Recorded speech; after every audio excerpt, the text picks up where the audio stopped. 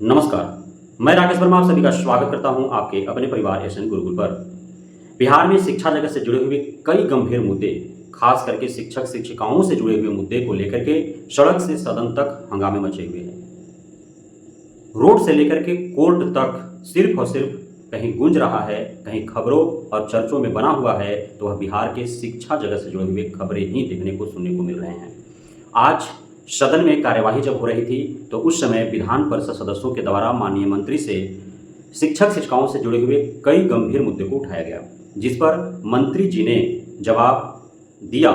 और कई सवालों का उन्होंने संतोषजनक जवाब भी दिया। स्पष्ट रूप से जो सरकार की मंशा है उसको उन्होंने व्यक्त किया। कहीं से भी उन्होंने तोड़ मरोड़ करके और लाग लपेट लगा करके उन्होंने किसी भी सवाल का जवाब उन्हें नहीं दिया। उन्होंने प्रत्येक सवालों का जवाब में उतना ही शब्दों का इस्तेमाल किया, उतना ही गंभीरतापूर्ण तरीके से दिया, उतना ही स्पष्ट तरीके से दिया जितना सरकार कर सकती है, चाहे उससे शिक्षक शिक्षिकाओं को संतुष्टि हो अथवा न हो। अब कई ऐसे गंभीर सवाल हैं, जैसे सबसे बड़ा जो अभी सवाल बना हुआ है, सबसे बड़ा जो मुद्दा गरमाया हुआ है ट्रांसफर को लेकर के, चाहे वह ट्रांसफर नियोजित शिक्षकों का हो, बीपीएससी शिक्षकों का हो, हर शिक्षकों के ट्रांसफर को लेकर के आज एक मामला, एक मुद्दा बेहद ही गंभीर रूप से पूरे सड़क से सदन तक बना हुआ है। हर जगह खबरें आपको देखने को मिल रही हैं। तो इसे लेकर के कई बार वाद विवाद हुए,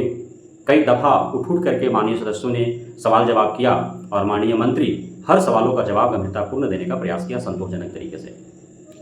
जो प्रश्न उठाए गए उसमें था कि ठीक है, आपने कमेटी गठित किया है, आप शिक्षकों का ट्रांसफ़र कर रहे हैं, अच्छी बात है, ट्रांसफ़र होने चाहिए क्योंकि दशक से अधिक समय से ट्रांसफ़र हुए नहीं हैं। साथ ही नॉन निरीक्षक शिक्षक शिक्षिकाओं का जिस हिसाब से, जिस प्रकार से गलत पोस्टिंग नीति के तहत पोस्टिंग किया गया, उससे काफ़ी वो शोषित और प्रताड़ित हैं। वो खौफ में, भय में, संशय में किसी प्रकार वो अपना ड्यूटी का निर्वहन कर रहे हैं, तो उनका भी ट्रांसफ़र करना अति आवश्यक है।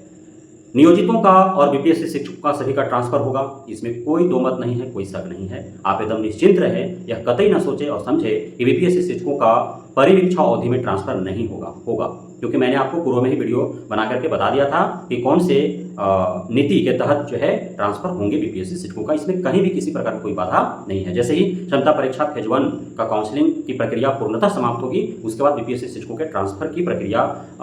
की शुरुआत की भी शुभगाहट आपको देखने को मिलेंगे। हालांकि कई जिम्मेदारियां हैं शिक्षा विभाग के ऊपर, प्रधान शिक्षक का काउंसलिंग और पोस्टिंग, प्रधानाध्यापक का काउंसलिंग पोस्टिंग, उसके बाद क्षमता फेज 2 जब परीक्षा आयोजित हो जाएंगे उसका पोस्टिंग के लिए, उसके बाद शिक्षकों का स्थानांतरण हेतु एवं बीपीएससी टीआरई 3.0 का काउंसलिंग पोस्टिंग के लिए, उसके बाद टीआरई 4 हेतु सारे प्रक्रियाओं को संपन्न कराने हेतु बीपीएससी आयोग को दिशा निर्देश उनको जो भी फॉर्मेलिटीज हैं शिक्षा विभाग के स्तर से उसको निभाने के लिए सारे हैं। बावजूद इसके चूंकि ट्रांसफर करना अति आवश्यक है, तो इस हेतु ज़्यादा गंभीर है शिक्षा विभाग। शिक्षा मंत्री ने जवाब दिया कि जो ट्रांसफर नीति अपनाए जा रहे हैं, जिसमें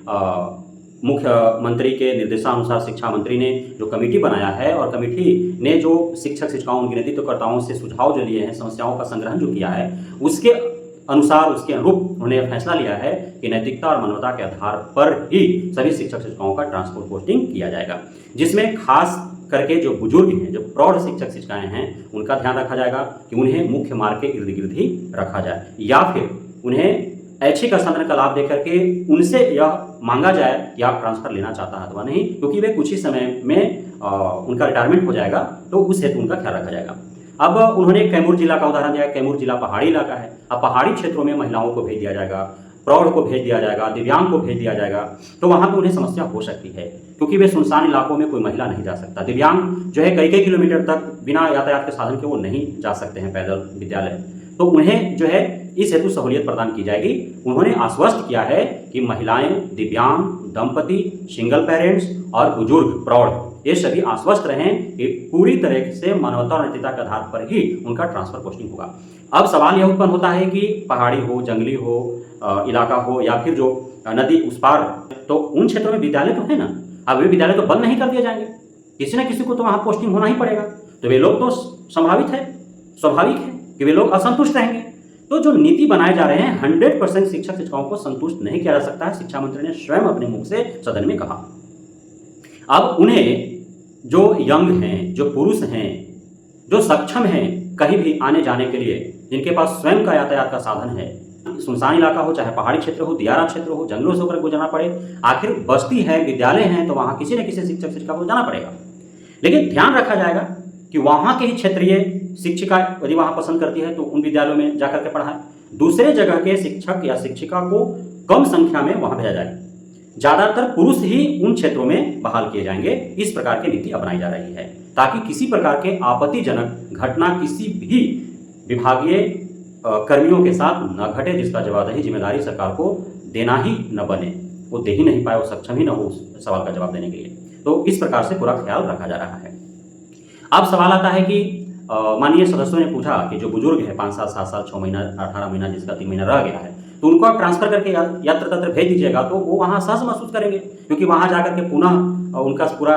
एस्टेब्लिशमेंट करना, पूरा व्यवस्था बनाना काफ़ी मुश्किलों का सामना करना पड़ेगा। कुछ एक दिनों उनका ड्यूटी है तो उनसे अच्छी मांग लिया जाए कि वो यदि जाना चाहते तो ठीक है, नहीं जहाँ रहना चाहते वहीं उन्हें उतने दिन के लिए रहने दिया जाए, ये भी अच्छी है। सबसे बड़ा समस्या कि अब ठीक है, माननीय मंत्री ने दंपति शिक्षक शिक्षिका माने एक ही विभाग में, शिक्षा विभाग में ही दोनों हैं, शिक्षक और शिक्षिका के रूप में, उन्हें तो लाभ देने के लिए वो बार बार कर रहे हैं, उन्हें मिलेगा भी लाभ। उन्हें अब ऐसा नहीं है कि शहरों में ही पोस्टिंग कर दिया जाएगा, उनका ऐसा नहीं है। चाहे जो 5 क्षेत्रों में बांटा गया है बिहार राज्य को, या प्रत्येक जिलों को जो 5 क्षेत्रों में बांट करके पोस्टिंग किया जाएगा, तो जिस भी क्षेत्र में वो जाएंगे वो दोनों साथ में ही रहेंगे, ऐसा पोस्टिंग किया जाएगा कि एक ही विद्यालय में आपके इर्द गिर्द हो रहें, इस प्रकार से होगा। लेकिन अब माननीय सदस्यों का मानना था कि नहीं, अलग अलग नौकरी भी कर रहे हैं, यदि गवर्नमेंट जॉब में हैं, अब अलग अलग वो हैं विभाग में, तो भी मान लीजिए किसी का पति है शिक्षक और पत्नी दूसरे विभाग में, सरकारी विभाग में कार्य कर रही है, या फिर पत्नी शिक्षिका है और उसका हस्बैंड दूसरे विभाग में, सरकारी विभाग में कार्य कर रहे हैं, तो उन्हें भी इस ट्रांसफर पोस्टिंग नीति के तहत सहूलियत प्रदान होनी चाहिए। अब ऐसा नहीं कि सुदूर ग्रामीण इलाकों में उन्हें भेज दिया, अब 2-4 दिनों का छुट्टी भी मिले तो दोनों एक दूसरे से मिल नहीं पाए, तो ऐसा नहीं होना चाहिए, उनको भी विशेष लाभ मिलने चाहिए। यह भी सही है कहना। काफ़ी ऐसे थे जिनको चिंताएं सता रही थी कि भाई उनका किसी का जो है पुलिस में है, कोई एसएससी के जरिए कर्मचारी में है, कोई फौज में है, अब उनकी पत्नी जो है यहाँ शिक्षिका बन बैठी है, अब वो जहाँ तहाँ यत्र तत्र है, अब छुट्टी भी मिल रहा है, दोनों में से किसी को एक दूसरे से मिल नहीं पा रहे हैं, तो उसका पूरा ध्यान रखा जाए। अब ये तो ट्रांसफर पोस्टिंग को लेकर के हो गया, आप निश्चिंत रहें कि ट्रांसफर होंगे, देर होंगे दुरुस्त होंगे, लेकिन यह भी शिक्षा मंत्री ने कह दिया कि 100% को संतुष्ट नहीं किया जा सकता है, चाहे जितना भी प्रयास करें, लेकिन यह अंततः सरकार के द्वारा प्रयास किया जा रहा है कि अधिक से अधिक शिक्षक शिक्षिकाओं को इसका सकारात्मक लाभ मिले। अति उत्तम। उन्होंने जो बिना लाग लपेट के, बिना ताम झाम के, बिना जो है किसी को फालतू में आश्वासन देने के बजाय उन्होंने सत्य बातें कही, सदन से अच्छा लगा। अब समय सारणी को लेकर के भी माननीय सदस्यों के द्वारा प्रश्न उठाए गए कि जब आप देव विद्यालय चला रहे हैं तो आज के 4-5 माह पूर्व ही दोनों सदनों से, विधानमंडल के दोनों सदनों से, उस समय के तत्कालीन शिक्षा मंत्री विजय चौधरी जी ने भी कहा था और मुख्यमंत्री ने भी कहा था, बजाय इसके अब उस समय चूंकि अड़ियल प्रवृत्ति थी, तानातानी थी, माननीय मंत्री साहब अभी सुनील कुमार जी हैं, उन्होंने तो बातों ही बातों में रिलाई कर दिया ना पूर्व एसीएस का। उस समय गर्मा गर्म माहौल था, तापमान हाई था, तानातानी थे शिक्षक शिक्षिकाओं और पदाधिकारियों के बीच में, अधिकारियों के बीच में, तो काफ़ी कुछ असमन्वय था, समन्वय नहीं था, न सवार था, न शांति था, तो कुछ भी कर पाने में मुश्किलों का सामना करना पड़ा। नहीं कि मंत्री सुनील कुमार जी भुगते हैं के पाठक को रहते हुए, उन्हें अपना दर्द आज बयां कर दिया सदन में। तो उन्होंने टाइमिंग को लेकर के कहा, 48 घंटे का उन्होंने समय मांगा है, मात्र 48 घंटे के अंदर वे अध्ययन करेंगे कि पूर्व में किस प्रकार से समय सारणी रहे हैं, और माननीय मुख्यमंत्री साहब से, उप मुख्यमंत्री साहब से एवं डॉक्टर एस सिद्धार्थ साहब से बात करेंगे, विमर्श करेंगे। उसके बाद उन्होंने कहा भी कि सकारात्मक ही आपको रिजल्ट देखने को मिलेंगे, लेकिन समय सारणी एकाएक बदलाव करने के पूर्व 48 घंटा का समय चाहिए इस पर विचार विमर्श करने के लिए। और उन्होंने आश्वासन दिया है कि सकारात्मक ही आपको परिणाम देखने को मिलेंगे, अर्थात आप लोग ज़्यादातर उम्मीद रखें कि 10 से 4 विद्यालय हो जाएंगे, लेकिन माननीय मुख्यमंत्री ने कहा है कि 15 मिनट पहले आना होगा, 15 मिनट बाद में जाना होगा, तो वो आपको फॉलो करना होगा। अब है कि चूंकि माननीय मुख्यमंत्री का सदन से घोषणा था, इस कारण बहुत सारे शिक्षक शिक्षिकाएं माननीय मुख्यमंत्री की बातों में आकर के और विद्यालय उस समय सारणी के अनुकरण करते हुए उन्होंने किया, अपने ड्यूटी निभाया। अब उस वजह से के पाठक के द्वारा जो समय सारणी तय था उसका अनुकरण नहीं हो पा रहा था। के पाठक ने उन शिक्षकों पर कार्रवाई किया जो 10 बजे से पूर्व 9:30 बजे तक भी गए हैं, 9:05, 10 मिनट, 3 मिनट, ऐसे वालों पर कार्रवाई हुआ है। अब 5 बजने में 5 मिनट, 10 मिनट पूर्व यदि चले गए उस पर कार्रवाई हुआ है, तो इसको जो है अन्यायपूर्ण कार्रवाई माना गया। अब इस प्रकार के शिक्षकों का जो वेतन कटौती हुआ है, उनका वेतन बहाल किया जाए, उनको वेतन दिया जाए, इस प्रकार की मांग माननीय सदस्यों ने किया सदन में। तो इस पर भी उन्होंने कहा कि अब सार्वजनिक सामूहिक तौर पर यह फैसला ले लेना तो उचित नहीं होगा, क्योंकि हो सकता है कि बहुतों की वेतन कटौती जो हुई हो उनकी गलती की वजह से हुई हो, और बहुत ऐसे होंगे जो माननीय मुख्यमंत्री के समय सारणी का उन्होंने अनुकरण किया, बावजूद इसके के पाठक के समय सारणी का अनुकरण नहीं हो रहा था तो उन्होंने वेतन कटौती की, तो उसे अन्यायपूर्ण माना जाएगा। तो व्यक्तिगत तौर पर उन्होंने कहा कि जिन जिन शिक्षकों के साथ अन्याय हुआ है वे शिक्षक पटिशन दे अपना,